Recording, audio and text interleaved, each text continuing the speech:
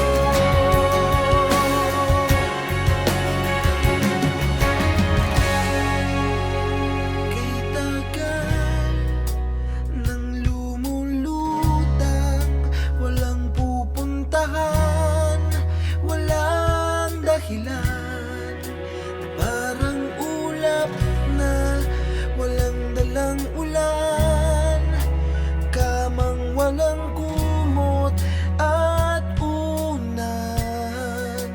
Bihag ako ng pagtataka, may saysay ba ang paglalakbay, ngunit nahanap din kita.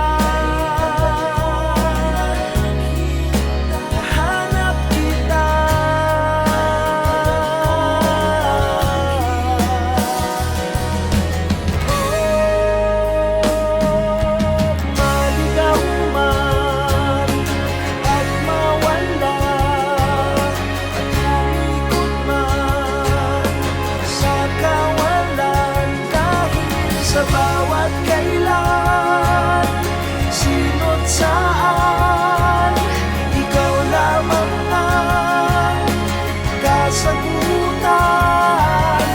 Bawat kanan at kaliwa, hindi mo man o hinata ang pawalan ko.